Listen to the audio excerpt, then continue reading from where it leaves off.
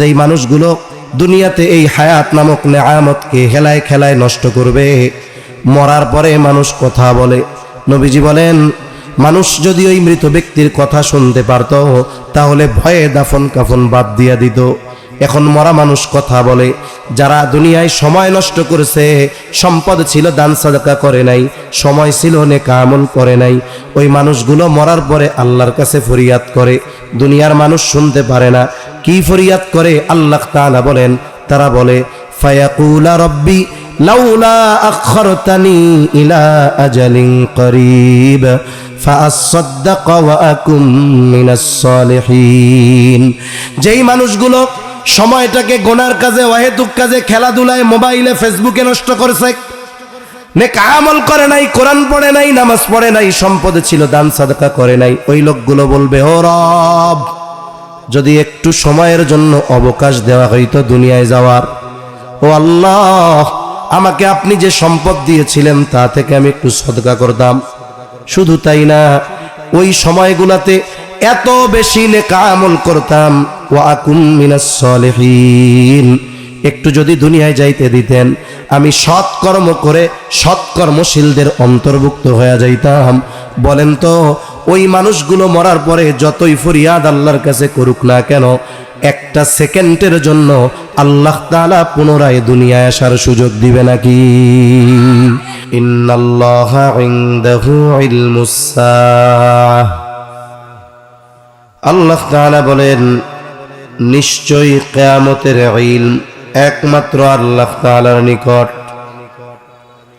তার মানে কিয়ামত কখন সংগঠিত হবে এই সুনির্দিষ্ট সময়ের জ্ঞান দুনিয়ার কোনো সৃষ্টির কাছে নাই, দুনিয়ার কোনো মানুষের কাছে নাই।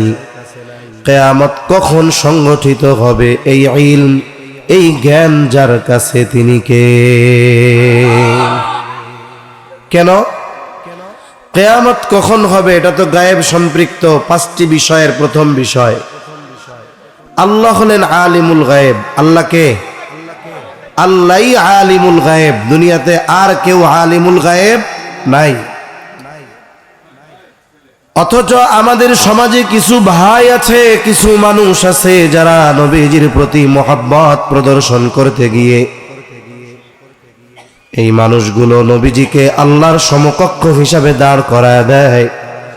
কিছু ভাই, তাদের দাবি এমন, আল্লাহ যেমন আলিমুল গায়েব, আমার আপনার নবীও আলিমুল গায়েব, তারা বলে। আবার আমরা যারা বলি না নবীজি আলিমুল গায়েব নয়, তখন ওই মানুষগুলো আমাদেরকে নবীর দুশমন ও হাবি বলে গালি দেয়। অথচ কোরআন হাদিস থেকে অনেক প্রমাণ দেওয়া যাবে নবীজি আলিমুল গায়েব না। আর নবীজি আলিমুল গায়েব না হওয়ার কারণে নবীজির সম্মানও কমে যাবে না। একটা হাদিসের একটা অংশ শোনাই আপনাদের, প্রসিদ্ধ একটা হাদিস। হাদিসের নাম হলো হাদিসে জিবরিল, আর এক নাম হলো উম্মুস সুন্নাহ। হাদিসে জিবরিল কেন নাম? হাদিসে জিবরিল নাম হওয়ার কারণ হলো সাহাবা ইকরামের উপস্থিতিতে জিবরাইল আলাইহিস সালাতু ওয়াস সালাম নবীজির কাছে আসছেন। আসার মূল উদ্দেশ্য হলো সাহাবা ইকরামকে দ্বীনের মৌলিক বিষয়গুলো শিক্ষা দেওয়া। যেহেতু এই হাদিসের মধ্যে দ্বীনের মৌলিক বিষয়গুলো আছে, এজন্য এই হাদিসের আরেক নাম উম্মুস সুন্নাহ। হযরত ওমর রাদিয়াল্লাহু তাআলা আনহু থেকে বর্ণিত হাদিস। জিবরাইল আলাইহিস সালাম মানবাকৃতিতে নবীজির কাছে আসছেন। ফেরেশতারা নবীজি পরিচয় না দেওয়া পর্যন্ত জানতে পারেন নাই যে অপরিচিত আগন্তুক ফেরেশতা জিবরাইল আলাইহিস সালাম। নবীজির কাছে আসছেন, হাঁটুর সাথে হাঁটু লাগায় সামনাসামনি বসছেন। নবীজিকে কয়েকটা প্রশ্ন করেছেন। নবীজি সাল্লাল্লাহু আলাইহি ওয়াসাল্লাম প্রশ্নগুলোর জবাব দিয়েছেন। আবার এই জবাবের সত্যায়ন মানব রূপে আসা জিবরাইল আলাইহিস সালাম তিনি করেছেন। এক নাম্বার জিজ্ঞাসা করছে, আখবিরনি আনিল ইসলাম, আপনি আমাকে ইসলামের ব্যাপারে খবর দেন, ইসলাম কি জিনিস? আপনাদের যদি জানা থাকে জবান খুলে জবাব দিবেন। ইসলামের ভিত্তি কয়টা? আরো জোরে বলেন, কয়টা? নবীজি প্রশ্নের জবাবে এই 5টা বিষয়ের কথা বললেন। এরপরে নবীজি সাল্লাল্লাহু আলাইহি ওয়াসাল্লামকে প্রশ্ন করা হলো, আখবিরনি আনিল ঈমান, আপনি আমাকে ঈমানের ব্যাপারে খবর দেন, ঈমান কি জিনিস। এবার আপনারা জবান খুলে বলেন তো, ঈমানের ভিত্তি কয়টা? ঈমানের ভিত্তি কয়টা? হ্যাঁ, ইসলামের ভিত্তি 5টা, ঈমানের ভিত্তি কয়টা? 6টা। জোরে কোন কয়টা? এই জায়গায় ছোটবেলায় মক্তবে গেছেন কারা? ওলামায়ে কেরাম ছাড়া মক্তবে পড়ছেন কারা? মক্তবে, আচ্ছা, মসজিদে যে মক্তব এখন তো মরার মতো হয়ে গেছে। আচ্ছা, হাত নামান। এই মক্তবে আমরা ছোটবেলায় পড়ছি এইগুলা। তখন তো মাদ্রাসা এত বেশি ছিল না। মুসলমান সমাজে ফজরের নামাজের জন্য না উঠাইলেও মা বাপ পিটাইয়া মক্তবে পাঠাইয়া দিত। কেন? বলে আগে তো মক্তবে গিয়ে নামাজ শিখবে, এরপরেই না নামাজ পড়বে। তখন ওই মক্তবে ছুটি হওয়ার আধা ঘন্টা 20 মিনিট 25 মিনিট আগে সবাইকে একত্রিত করতো এক জায়গায়। কোরআন শরীফ পড়ুক, বগদাদি কায়দা পড়ুক, সিপারা আমপারা যা পড়ে পড়ুক। তখন আমাদের কালিমাগুলো মুখস্থ করাইতো। কালেমায়ে তাইয়্যিবা, কালেমায়ে শাহাদাত, ইমানে মুজমাল, ইমানে মুফাসসাল, ওযুর ফরজ, গোসলের ফরজ, নামাজের বাইরে ভিতরে 13 ফরজ, নামাজের ওয়াজিব, নামাজ ভঙ্গের কারণ, ওযু ভঙ্গের কারণ। এগুলো সব বাচ্চারা দেখা যাইত কোরআন পড়তে পারে না, কিন্তু নামাজ পড়তে যা লাগে সব তার সহি শুদ্ধভাবে শেখা হয়ে যাইত। এই কালিমাগুলোর মধ্যে একটা কালিমা ছিল ইমানে মুফাসসাল, এটা পড়াইতো। ইমানে মুফাসসাল কালিমাটা কি? আমানতু বিল্লাহি ওয়া মালাইকাতিহি ওয়া কুতুবিহি ওয়া রুসুলিহি ওয়াল ইয়াউমিল আখিরি ওয়াল কদরি খাইরিহি ওয়া শাররিহি মিনাল্লাহি তাআলা ওয়াল বা'সি বা'দাল মাউত। এইগুলা হলো ইমানের ভিত্তি। যদিও এই জায়গায় 7টা বাক্য আছে, তবে ওয়াল ইয়াউমিল আখিরি আর 7 নাম্বারটা ওয়াল বা'সি বা'দাল মাউত, এই দুইটা মূলত 2 in 1। কারণ একজন ব্যক্তি যখন আখিরাতের উপরে ঈমান আনে, মরার পর থেকে সবকিছুর উপরে ঈমান আনছে, তাইলে মরার পরে আবার জীবিত হতে হবে, এটার উপরেও তার ঈমান আনা হয়ে যায়। এই হিসাবে এই দুইটা মিলে 1, বাকি আর 5, সর্বমোট ঈমানের ভিত্তি কয়টা হইছে? জোরে কোন। আজকে তো কইবার বললেন না অধিকাংশ মানুষ, ভবিষ্যতে যেন মনে থাকে। রাসূলুল্লাহ সাল্লাল্লাহু আলাইহি ওয়াসাল্লামকে প্রশ্ন করা হলো, আখবিরনি আনিল ঈমান, আমাকে ঈমানের ব্যাপারে বলেন, ঈমান কি জিনিস। নবীজি এই 6টা বিষয়ের কথা বললেন। জিবরাইল আলাইহিস সালাম বললেন, হ্যাঁ আপনি ঠিক বলেছেন। এরপরে নবীজিকে প্রশ্ন করা হলো, আখবিরনি আনিল ইহসান, ইহসান কি জিনিস, আপনি আমাকে ইহসানের ব্যাপারে খবর দেন। ইহসান কি? নবীজি সাল্লাল্লাহু আলাইহি ওয়াসাল্লাম জবাব দিলেন, আন তা'বুদাল্লাহা কাআন্নাকা তারাহু ফাইন লাম তাকুন তারাহু ফাইন্নাহু ইয়ারাকা। তুমি এমন ভাবে আল্লাহ তাআলার ইবাদত করো কেমন যেন তুমি তাকে দেখতেছো। আর যদি এমনটা না হয়, ফাইন লাম তাকুন তারাহু ফাইন্নাহু ইয়ারাকা, আল্লাহ তাআলা তোমাকে দেখতেছে। বলেন তো, আল্লাহ তাআলা আমাকে, আমাদের সবাইকে যে দেখে, এ ব্যাপারে কোনো সন্দেহ আছে নাকি? আমরা যদি আমাদের ইবাদতগুলোর মধ্যে এই বিশ্বাসটা পরিপূর্ণ আনি যে আমি আল্লাহরে দেখতেছি, যাক এই অবস্থা, এই হালত আমার নাই, আল্লাহ আমারে দেখতেছে, এ ব্যাপারে তো কোনো সন্দেহ নাই। সন্দেহ আছে? যদি এই বিষয়টাকে বাস্তবিক রূপে আমি আপনি দৃঢ়ভাবে ধারণ করতে পারি, দেখবেন দুনিয়ার আমল সুন্দর হয়ে গেছে। তখন গুনাহ করতে গেলে কি মনে হবে? দুনিয়ার কেউ না দেখলেও কে দেখতেছে? আমি ইবাদত করতেছি, আমার মনের কি চিন্তা, কেউ না দেখলেও কে দেখতেছে? আমি রাতে অন্ধকার ঘরের মধ্যে একা, দুনিয়ার কেউ দেখে না, কিন্তু কে দেখতেছে? তার মানে এই বিষয়টা যার দিলের মধ্যে গেঁথে গেছে, তার মানুষের সামনের চরিত্র আর মানুষের আড়ালের চরিত্র এক হয়ে যায়। সুবহান। এরপরে নবীজি সাল্লাল্লাহু আলাইহি ওয়াসাল্লামকে প্রশ্ন করা হলো, আখবিরনি আনিস সাআহ, আপনি আমাকে কিয়ামতের ব্যাপারে খবর দেন, কিয়ামত কখন সংঘটিত হবে। প্রশ্ন করতেছে রূহুল আমিন, ওহির বাহক, জবাব দিচ্ছে রহমাতুল লিল আলামিন, ওহির ধারক। যদিও সাহাবা একরাম জিবরাইল আলাইহিস সালামকে চিনে না, কিন্তু বলেন তো আমার আপনার নবী জিবরাইল আলাইহিস সালামকে চিনতেছে কি চিনে না?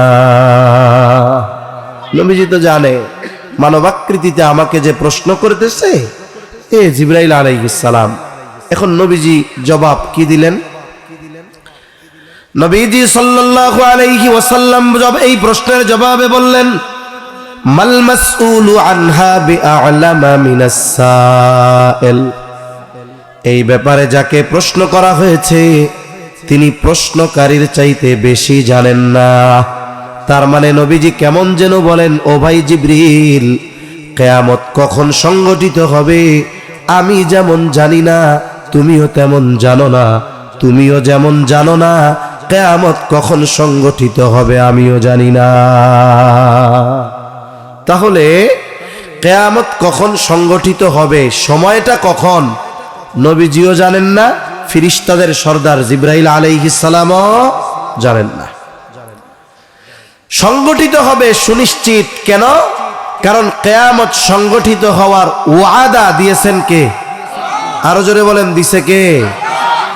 কোরআনুল কারীমে অনেক জায়গায় এই ওয়াদার কথা আছে। কিয়ামতের ওয়াদা দিয়েছেন আল্লাহ, আর এই ওয়াদার সত্যায়ন করেছে আল্লাহর প্রেরিত নবী রাসূলগণ। ওই যে কিয়ামতের দিন যখন পুনরুজ্জীবিত হবে মানুষ, একদল কবরে আযাব ছিল, কিয়ামতের ময়দানে উঠে আযাবের কথা ভুলে যাবে। কি বলবে তারা?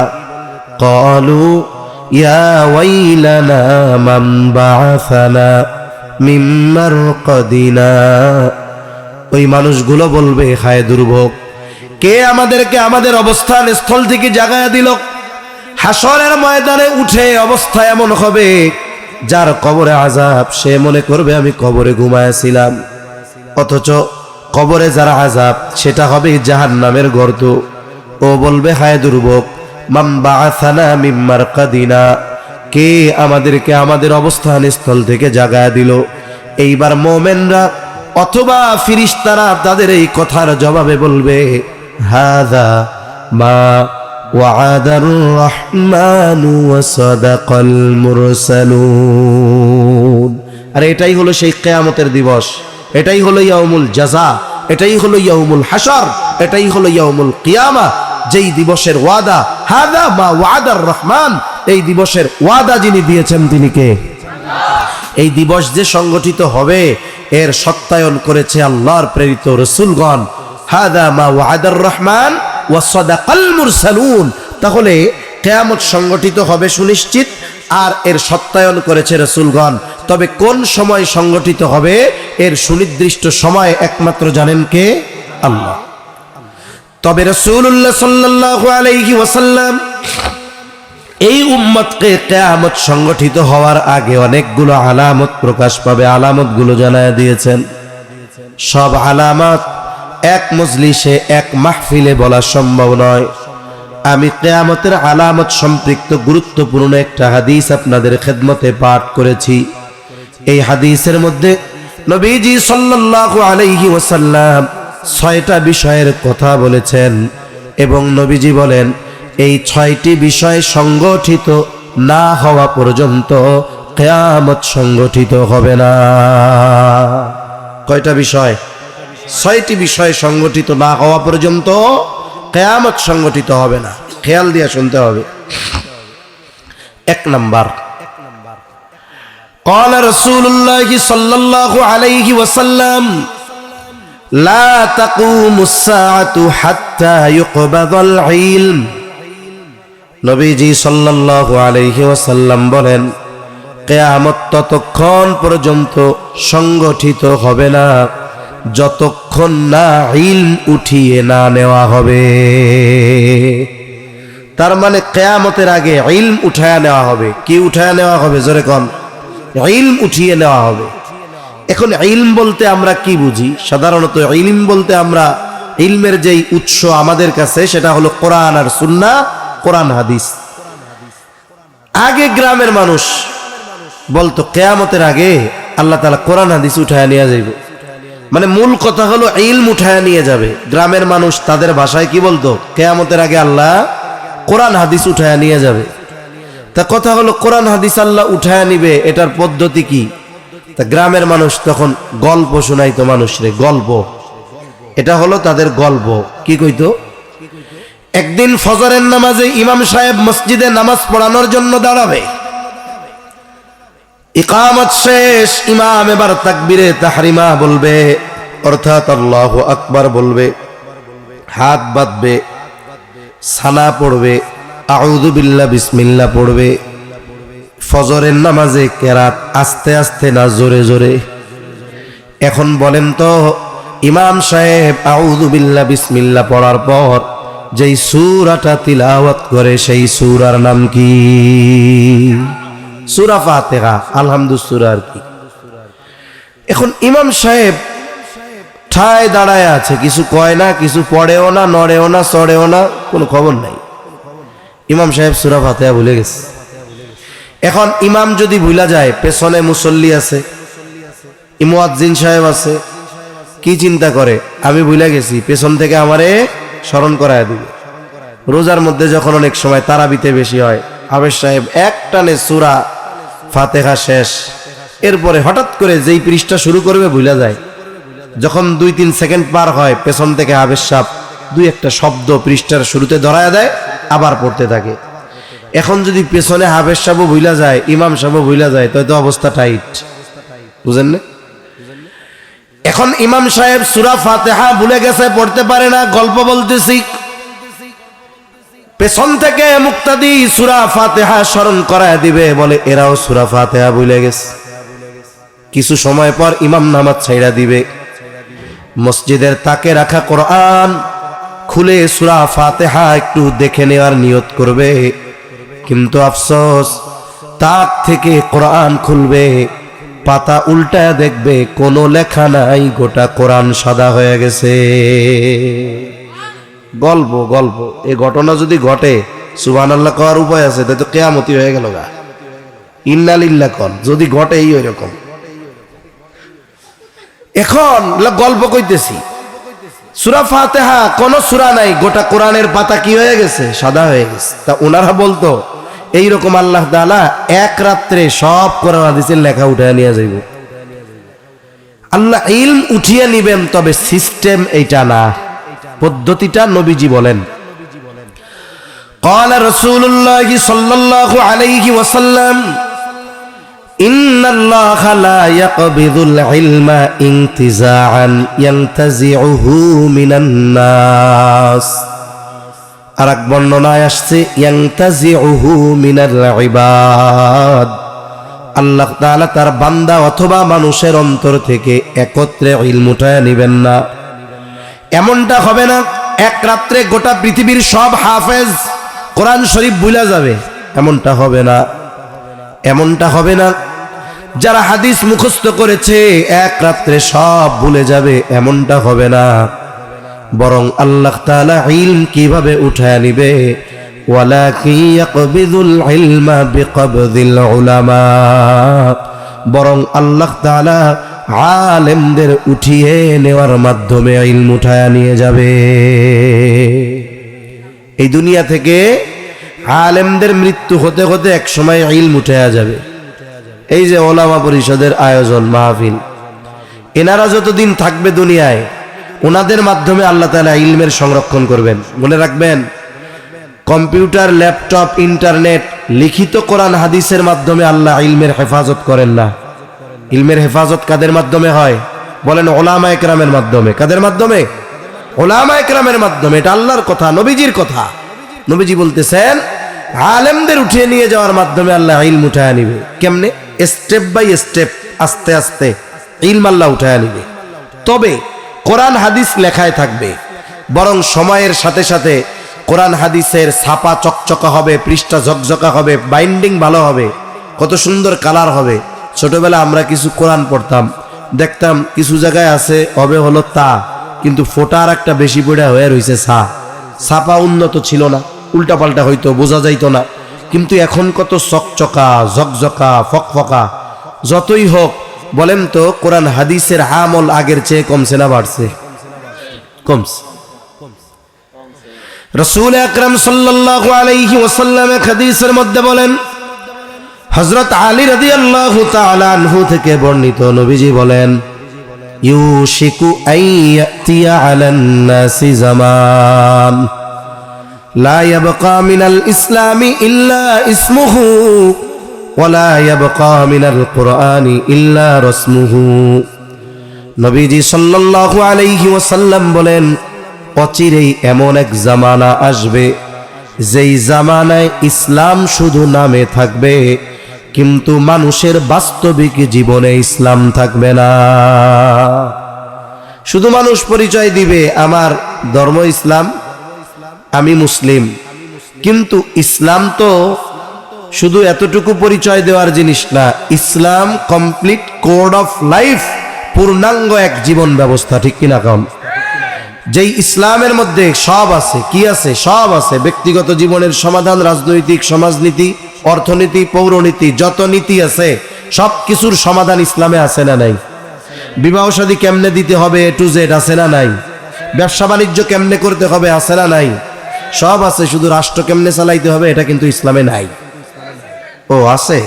আচ্ছা, যাক, আমরা কোরআন সুন্নাহ মোতাবেক চলতে পারি আর না পারি, মোটামুটি বিশ্বাস তো করি যে ইসলামে এটা আছে, তাইলে কমপক্ষে বেঈমান হওয়া থেকে বাঁচা গেল। এমন কোন জিনিস নাই যার সমাধান ইসলামে নাই, কারণ আল্লাহ প্রদত্ত ঘোষণা ইসলাম পূর্ণাঙ্গ এক জীবন ব্যবস্থা। কিন্তু আফসোস, রাষ্ট্রীয় জীবন বাদ দেন, ব্যক্তিগত জীবনেই তো আমাদের ইসলাম নাই, ঠিক কিনা বলেন? এখন ওই জামানা, বলে ইসলাম এখন শুধু নামে আছে। এরপরে নবীজি বলেন, ওয়ালা ইয়াবকা মিনাল কুরআন ইল্লা রাসমুহু, কোরআন শুধু লেখায় থাকবে, আমলে থাকবে না। বলেন তো কোরআন আমলে আছে নাকি? আসলেও কিন্তু নাই। এমনকি আমল এক পাশে রাখেন, একটা সময় প্রত্যেকটা ঘরে ঘরে কোরআনের তিলাওয়াত ছিল, এখন ঘরে ঘরে কোরআনের তিলাওয়াত নাই। সব তিলাওয়াতের দায়িত্ব মাদ্রাসার হেফজখানা, মক্তবে যারা কোরআন শরীফ পড়ে এদের, আর যারা ঘরবাড়িতে থাকে এদের কোরআন পড়া আল্লাহ মাফ করে দিছে, কি বলেন? অথচ একটা সময় ছিল, আমরাই ছোটবেলায় দেখছি, মুরব্বীরাও দেখছেন, সকালবেলা একেবারে সুবহে সাদিকের আগে বাড়ির মহিলারা ঘুম থেকে উঠে যাইত। কারেন্ট ছিল না, মোবাইল ছিল না, টেলিভিশন ছিল না।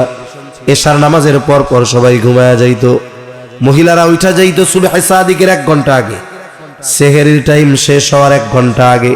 ওইটা কি করত? বলে ওই রাতের আধারে উঠানটা ঝাড়ু দিয়া দিত। অনেকের বাড়ির সামনে দিয়া রাস্তা, বাহির বাড়ি, রাতের বেলা ওই রাস্তাগুলাও তারা ঝাড়ু দিয়ে পরিষ্কার করে এরপরে বাড়ির বড় পুরুষদেরকে জাগায়া দিত, তারাও অজু করে আসতো। বাড়ির পুরুষেরা অজু করে আসতো, 2-4 রাকাত তাহাজ্জুদ পড়তো, দোয়া খায়ের করতো। ইতিমধ্যে মসজিদ থেকে ফজরের আজান, মহিলারা যায় নামাজে বসা, একসাথে ফজর শেষ করে ফেলতো। আর পুরুষেরা অন্যান্য বাড়ির যাদের নামাজ ফরজ তাদেরকে ডাক দিয়া মসজিদে জামাতে নামাজ পড়ার জন্য চলে যাইত। আর এদিক দিয়া মহিলাদের নামাজ শেষ, কোরআন তিলাওয়াত শেষ, মোটামুটি চা বানায়া আর বিস্কুট দিয়া, অথবা শীতের সময় খেজুরের রস আর হুড়ুম নিয়া, না, অথবা গুড় আর মুড়ি নিয়া অপেক্ষা করতো, হালকা নাস্তা করবে বাড়ির পুরুষেরা মসজিদ থেকে এসে। মসজিদ থেকে নামাজ শেষ করে যেই মামুলাত গুলো আছে করার পর বাড়িতে আসতো পুরুষরা, চা বিস্কিট মুড়ি গুড় খায়া এবার তারা তিলাওয়াত শুরু করতো, আর মহিলারা রান্না বান্নার কাজ শুরু করে দিত। যদি কোনো ব্যক্তি ওই সময় ফজরের নামাজের পরে রাস্তায় হাঁটতে বের হতো, কোথাও যাইতো, বলে প্রত্যেকটা বাড়ির ভেতর থেকে কোরআন তিলাওয়াতের গুনগুন আওয়াজ পাওয়া যাইত, কোরআনের তিলাওয়াতের আওয়াজ পাওয়া যাইত। আরে অশুদ্ধ হোক, কোরআনটা নিয়ে তো বসতো, পড়তে না পারুক, যা পড়ে পড়ুক, কমপক্ষে লাইনগুলার নিচ দিয়া তো হাত দিত, যা কয় কোগা, সেটা পরের হিসাব। কমপক্ষে কোরআনের দিকে একটু তাকায় থাকতো, একটু যা পারে বাংলা বাংলা ভাবে পড়তো, পড়া শেষ হইলে একটা চুমা দিয়া গিলাপে মাইন্দা রেখে দিত। আমল তো আছে, কি বলেন? আছে কোরআনের আমল নাই, তিলাওয়াত আছে তাও নাই, কয় কোরআনের আজমতটাও নাই, মোহাব্বতও নাই, কোরআনের প্রতি সেই ভালোবাসাও নাই। সারা বাংলাদেশে সফরের সুবাদে অনেক অনাকাঙ্ক্ষিত কষ্টকর বিষয়ের মুখোমুখি হওয়া লাগে। এখন তো এমন এক অবস্থা, মাসাজিদুহুম আমিরাতুন ওয়া হিয়া খারাবুম মিনাল হুদা, মসজিদগুলো এখন চাকচিক্যময় হয়ে গেছে। মসজিদগুলো টাইলস, ফ্লোর পাকা, ছাদ আছে, এমনকি অনেক প্রত্যন্ত অঞ্চলে মার্বেল দেওয়া মসজিদের মধ্যে এসি আছে। এইরকম অনেক মসজিদের মধ্যে ঢুকে দেখেছি মসজিদের তাকে কোরআনটা সবচেয়ে অবহেলিত। ওই যে শীতের সিজন চলে আসছে, এসিটারে কাপড় দিয়ে ডাইকা রাখে, অথচ এই মসজিদের তাকের মধ্যে কোরআনুল কারীম না কোনো গিলাফ আছে, না কোনো পরিষ্কার ভাবে রাখা আছে। অনেক জায়গায় এমনও দেখছি টিকটিকি আর তেলাপোকা কোরআনের উপরে পায়খানা করে রাখছে, অথচ মসজিদ টাইলস বিছানো। একটু চিন্তা করে দেখেন, আমলও নাই, তিলাওয়াতও নাই, আল্লাহর কালামের এই সম্মান মর্যাদাও নাই। অধপতন আমাদের হবে না অন্যদের হবে নাকি? আবার কতজনের ঘরে কোরআন আছে, 10 বছর আগে বাপ মরছিল, ওই দিন বাইর করছিল, বাইন্দা টাইন্দা রাখছে, অপেক্ষায় আছে কবে মা মরবে আবার বাইর করবে। আছে না নাই গণ? তাহলে কি অবস্থা চিন্তা করেন, আমল নাই, তিলাওয়াতও নাই, কোরআনের প্রতি মহব্বত নাই। এক কথার থেকে আর এক দিক চলে যাইতেছি। আল্লাহর নবী বলেন, আলেমদের উঠিয়ে নেওয়ার মাধ্যমে আল্লাহ ইলম উঠায় নিবে। আমাদের এই সমকালীন সময়ে নিকট অতীতে যেই সমস্ত ওলামা হযরত দুনিয়া থেকে চলে গেছে, হাফেজি হুজুর থেকেই ধরেন রহমাতুল্লাহি আলাইহি, শাইখুল হাদিস রহমাতুল্লাহি আলাইহি, আরো কাছের আহমদ শফি রহমাতুল্লাহি আলাইহি, কায়েদে মিল্লাত জুনাইদ বাবুনগরী রহমাতুল্লাহি আলাইহি, মুফতি আব্দুস সালাম চট্টগ্রামী রহমাতুল্লাহি আলাইহি, ফকিহুল মিল্লাত রহমাতুল্লাহি আলাইহি। কয়েকদিন আগে ইন্তেকাল করছে পটিয়া মাদ্রাসার প্রধান মুফতি হাফেজ আহমদুল হক রহমাতুল্লাহি আলাইহি, জিরি মাদ্রাসার মুহতামিম সাহেব তৈয়ব সাবা রহমাতুল্লাহি আলাইহি।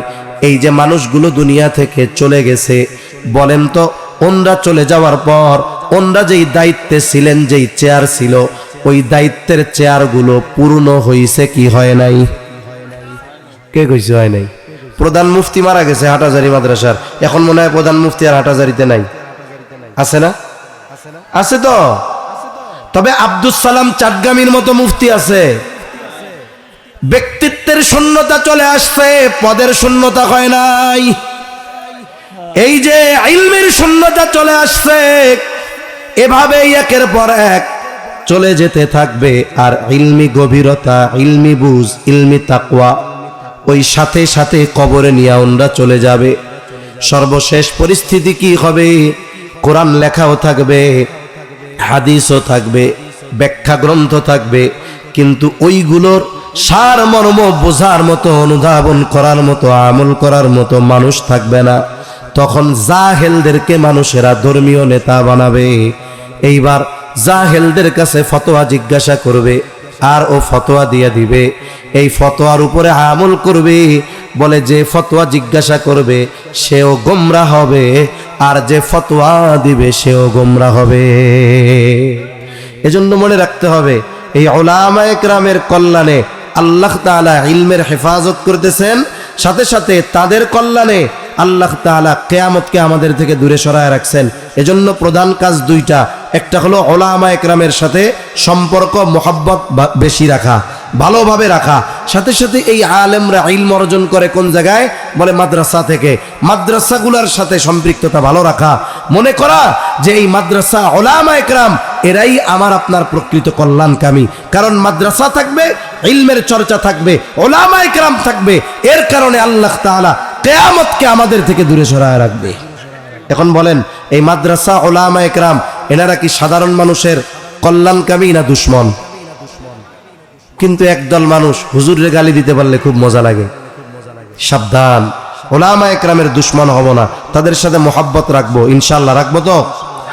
তাহলে 1 নাম্বার, নবীজি বলেন কিয়ামত ততক্ষণ সংগঠিত হবে না যতক্ষণ না ইলম উঠিয়ে না নেওয়া হবে। 2 নাম্বার, নবীজি সাল্লাল্লাহু আলাইহি ওয়াসাল্লাম বলেন ওয়া তাকসুরুজ জালাজিলু, কিয়ামতের আগে জালজালা বাড়বে। পৃথিবীতে অন্যান্য সময়ের তুলনায় তথা গত শতাব্দীর তুলনায় এই শতাব্দীতে নিকটবর্তী সময়ে বেশি বেশি বড় বড় ভূমিকম্প হয়েছে। অল্প কয়েক বছরের মধ্যে তুরস্কে হয়েছে হাজার হাজার মানুষ মারা গেছে, আফগানিস্তানে হয়েছে হাজার হাজার মানুষ মারা গেছে, ইন্দোনেশিয়ায় হয়েছে শত শত মানুষ মারা গেছে, আফ্রিকার আরো কয়েকটা দেশে হয়েছে। একেবারে কাছাকাছি সময়ে মায়ানমার আর থাইল্যান্ড সীমান্তে ভূমিকম্প হয়েছে। ভূতাত্ত্বিক যারা, এরা বলে টেকটনিক প্লেটের নড়াচড়ার কারণে এই ভূমিকম্প হয়। ভূমিকম্প হলো জমিনে সংগঠিত একটি মুসিবত, একটি বিপর্যয়। ইমানদার শুধু জাগতিক কারণে এই দুনিয়ায় মুসিবত হয়, ভূমিকম্প হয়, এটার উপরেই সে ইস্তেকামতের সাথে থাকে এমন নয়, বরং ইমানদার এই সমস্ত কারণগুলো কোরআন এবং সুন্নাহর আলোকে অনুসন্ধান করে। কেন এই ভূমিকম্প হয়, ক্ষতি হয়, জানমালের ক্ষতি হয়? হওয়ার কারণ আল্লাহ তাআলা বলেন যাহারাল ফাসাদু ফিল বাররি ওয়াল বাহরি বিমা কাসাবাত আইদিন নাস। আল্লাহ তাআলা বলেন জল স্থলে যত বিপর্যয়, এগুলো সব মানুষের হাতের কামাই। ভূমিকম্প, অতিবৃষ্টি, অনাবৃষ্টি, অতি খরা, সমুদ্রে বা জলে পানিতে যেটা হয়, সিডর, আইলা, লাইলা, জলোচ্ছ্বাস, সুনামি, এগুলো সব আমাদের হাতের কামাই। তার মানে আমাদের পাপের প্রতিদান। কিসের প্রতিদান? দুনিয়া এটা স্যাম্পল, পরিপূর্ণ দিবে আল্লাহ আখিরাতে।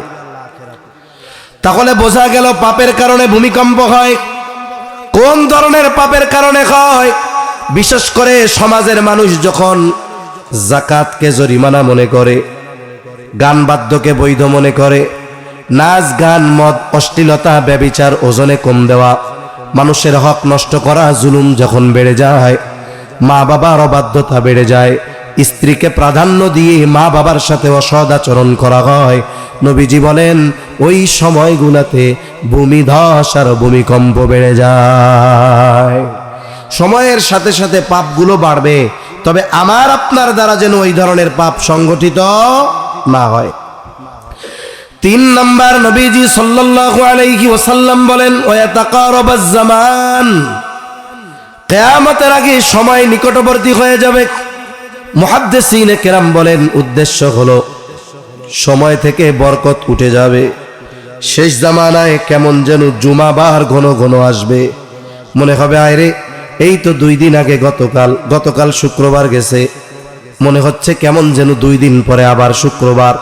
আর এক হাদিসের মধ্যে নবীজি বলেন আখিরুজ জামানে এক যুগকে মনে হবে 1 বছরের মতো, বছরকে মনে হবে মাসের মতো, মাসকে মনে হবে সপ্তাহের মতো, সপ্তাহকে মনে হবে দিনের মতো, দিনকে মনে হবে ঘন্টার মতো, ঘন্টাকে মনে হবে মিনিটের মতো, মিনিটকে মনে হবে আগুনের স্ফুলিঙ্গ তথা সেকেন্ডের মতো।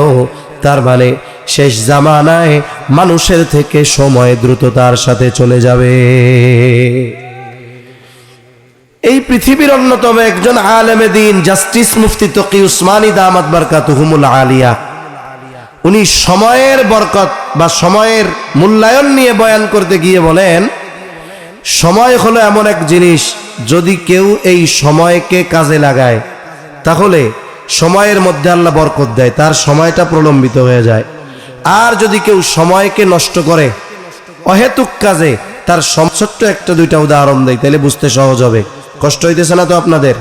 আমার কিন্তু মূল টাইম শেষ, কিছু বিষয় আছে। ইফতেতাহ একজনের, কিন্তু ইখতেতাম আমার, সেই হিসাবে 10টায় আমার সময় শেষ ছিল।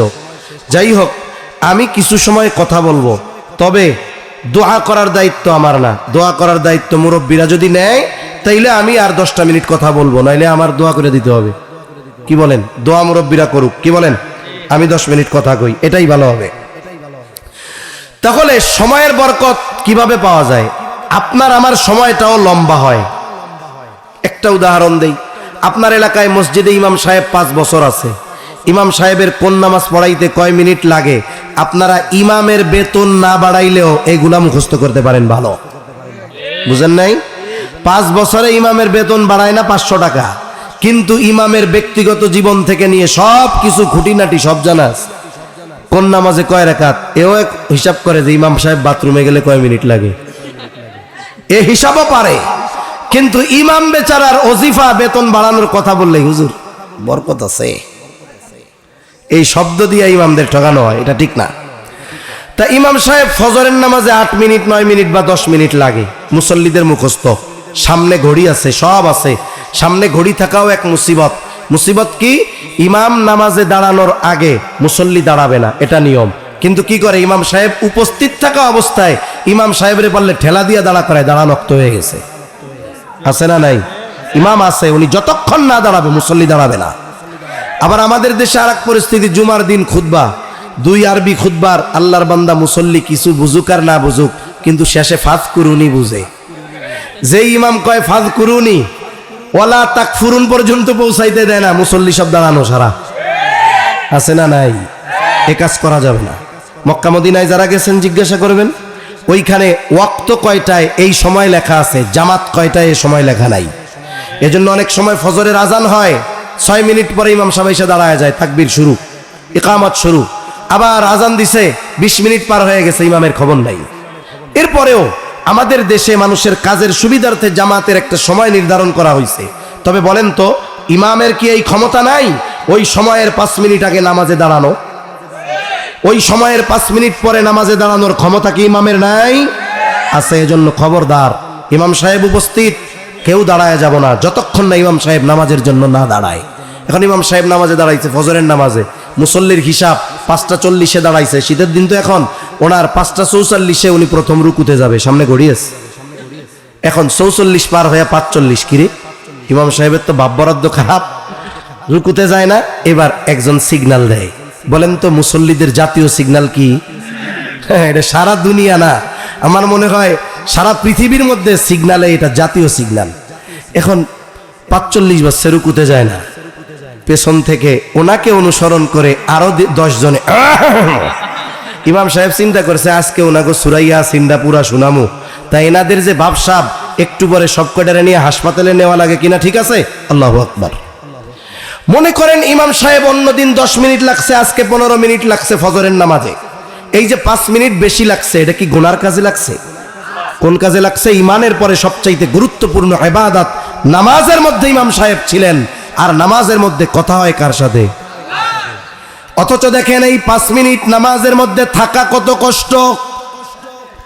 অথচ ওই মুসল্লি নামাজ শেষ করে মসজিদ থেকে বের হইছে, পাশে চায়ের দোকান, 6টার সময় গিয়া চায়ের দোকানে বসছে, এক বসায় 12টার সময় উঠছে, এরপরে বাড়ি গেছে। 5 মিনিট নামাজের মধ্যে থাকতে তার কষ্ট হয়ে যায়, কিন্তু 6 ঘন্টা চায়ের দোকানে বসে থাকতে কষ্ট হয় না। এই 6 ঘন্টা সময় চলে গেছে বরকতহীন দ্রুততার সাথে, কিন্তু ওই 5 মিনিট ওনার কাছে অনেক লাগছে। কেন? ওই 5 মিনিটের মধ্যে বরকত ছিল এই জন্য। এজন্য ভালো কাজে সময় ব্যয় করলে ওই সময় বরকত হয়। অহেতুক কাজে চায়ের দোকানে গল্প গুজব খেলাধুলায় সময় ব্যয় করলে বরকত শূন্য হয়, দ্রুত চলে যায়। আর যেই মানুষগুলো দুনিয়াতে এই হায়াত নামক নেয়ামতকে হেলায় খেলায় নষ্ট করবে, মরার পরে মানুষ কথা বলে। নবীজি বলেন, মানুষ যদি ওই মৃত ব্যক্তির কথা শুনতে পারত তাহলে ভয়ে দাফন কাফন বাদ দিয়া দিত। এখন মরা মানুষ কথা বলে। যারা দুনিয়ায় সময় নষ্ট করেছে, সম্পদ ছিল দান সাদাকা করে নাই, সময় ছিল নেক আমল করে নাই, ওই মানুষগুলো মরার পরে আল্লাহর কাছে ফরিয়াদ করে। দুনিয়ার মানুষ শুনতে পারে না। কি ফরিয়াদ করে? আল্লাহ তাআলা বলেন, তারা বলে ফায়াকুলা রব্বি লাউলা আখরতানি ইলা আজালিন করিব ফাআসাদদাক ওয়া আকুম মিনাস সালিহিন। যেই মানুষগুলো সময়টাকে গোনার কাজে, অহেতুক কাজে, খেলাধুলায়, মোবাইলে, ফেসবুকে নষ্ট করেছে, নেক আমল করে নাই, কোরআন পড়ে নাই, নামাজ পড়ে নাই, সম্পদ ছিল দান সাদকা করে নাই, ওই লোকগুলো বলবে, ও রব, যদি একটু সময়ের জন্য অবকাশ দেওয়া হইতো দুনিয়ায় যাওয়ার, ও আল্লাহ, আমাকে আপনি যে সম্পদ দিয়েছিলেন তা থেকে আমি একটু সদকা করতাম। শুধু তাই না, ওই সময়গুলাতে এত বেশি নেক আমল করতাম, ওয়া আকুম মিনাস সলিহিন, একটু যদি দুনিয়ায় যাইতে দিতেন আমি সৎকর্ম করে সৎকর্মশীলদের অন্তর্ভুক্ত হয়ে যাইতাম। বলেন তো, ওই মানুষগুলো মরার পরে যতই ফরিয়াদ আল্লাহর কাছে করুক না কেন, একটা সেকেন্ডের জন্য আল্লাহ তাআলা পুনরায় দুনিয়ায় আসার সুযোগ দিবে নাকি? ওই সময় যেটা আল্লাহর কাছে চাইবে সেই জিনিসটা এখন আমাদের আছে না নাই? অথচ আমরা কি করতেছি? অহেতুক নষ্ট করতেছি। বুঝতে পারবো ওই দিন, কিন্তু করার কোনো কিছু থাকবে না। এজন্য সময়গুলো ভালো কাজে ব্যয় করব। হাকিমুল উম্মত বলেন, আশরাফ আলী থানভী রাহমাতুল্লাহি আলাইহি, দুই ধরনের মজলিস ছাড়া বাকি সব মজলিস অনিরাপদ। একটা হলো দ্বীনি মজলিস, এই যে এই ধরনের মজলিস। তারপরে মসজিদে ইসলাহি মজলিস, ইমামের বয়ান শুনেন, মসজিদে অনেক ইমাম সাহেব বসায় শোনায়, কিতাবি তালিম হয়, এগুলো দ্বীনি মজলিস। আর একটা হলো দুনিয়াবি বৈধ উপকারী মজলিস। দুনিয়াবি কিছু উপকারী মজলিস হয়, যেমন রাস্তাটা নষ্ট হয়েছে, এলাকার মানুষ মিলে বসছেন, কিভাবে সংস্কার করা যায়, চলাচলের ব্যবস্থা করা যায়, এইগুলো হলো দুনিয়াবি বৈধ উপকারী মজলিস। এই ধরনের মজলিস ছাড়া বাকি সব মজলিসগুলো অনিরাপদ, ওগুলো এক সময় গুনার মজলিসে পরিণত হয়। 3 নাম্বার গেল। 4 নাম্বার, নবীজি বলেন, ওয়াতাযহারাল ফিতান, কিয়ামতের আগে ফিতনা প্রকাশ পাবে। এখানে উদ্দেশ্য হলো দাজ্জালের ফিতনা। নবীজি বলেন, দাজ্জাল আগমন না করা পর্যন্ত কিয়ামত সংগঠিত হবে না। কিয়ামতের আগে এই উম্মতের জন্য সবচেয়ে বড় ফিতনা হবে দাজ্জালের ফিতনা। নবীজি উম্মতকে শিখায়া দিয়েছেন আমল, সূরা কাহফের আমল। নবীজি বলেন, জুমার দিন যে সূরা কাহফ তিলাওয়াত করবে, কমপক্ষে প্রথম 10 আয়াত, নবীজি বলেন আল্লাহ তাআলা তাকে দাজ্জালের ফিতনা থেকে হেফাজত করবে। হঠাৎ করে দাজ্জাল চলে আসবে না, দাজ্জাল আসার আগে একের পর এক ফিতনা আসবে। রাসূল আকরাম সাল্লাল্লাহু আলাইহি ওয়াসাল্লাম শিখিয়ে দিয়েছেন আমল। বুজুর্গানে দিন বলেন, যদি কেউ এই আমলের উপরে ধারাবাহিকভাবে থাকে, দাজ্জাল আগমনের আগেও অনেক ফিতনা আসবে। এই যে কাদিয়ানি ফিতনা, এটা অন্যতম বড় এক ফিতনা। যখন উম্মতের মধ্যে কিছু মানুষ সত্য মিথ্যা, হক বাতিল পার্থক্য করা তাদের জন্য কঠিন হয়ে যাবে, এই ধরনের অনেক ফিতনা আসতে থাকবে। ওই যে সূরা কাহফের আমল করনেওয়ালা যারা, বুজুর্গানে দিন বলেন, এই আমল দাজ্জালের মতো ফিতনা থেকে উম্মতকে হেফাজত করতে পারে। আশা করা যায় এই আমল যারা করবে, দাজ্জাল আসার আগে যত ফিতনা আসুক না কেন, আল্লাহ তাআলা এই আমলের বরকতে আমলকারীকে হেফাজত করবে। হাত্তা ইয়াকসুরা ফীকুমুল মালু ফায়াফিদু, ততক্ষণ পর্যন্ত কিয়ামত সংগঠিত হবে না যতক্ষণ না মানুষের মাল সম্পদ উপচায়া না পড়বে। মুহাদ্দিসিনে কেরাম বলেন, এই পরিস্থিতি হবে ঈসা আলাইহিস সালাম যখন পুনরায় দুনিয়ায় আসবেন, দাজ্জালকে হত্যা করবেন।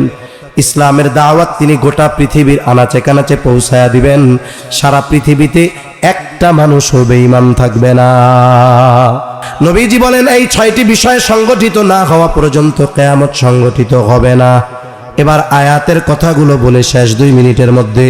তাহলে আমরা আয়াতের মধ্যে বলেছিলাম গায়েব সম্পৃক্ত বিষয় কয়টা, গায়েবের চাবি সমূহ কয়টা, জোরে বলেন। 1 নাম্বার, কিয়ামতের বিষয় আল্লাহ বলেন, ইন্নাল্লাহা ইনদাহু ইলমুস সাআ, কিয়ামতের ইলম একমাত্র আল্লাহ তাআলার কাছে।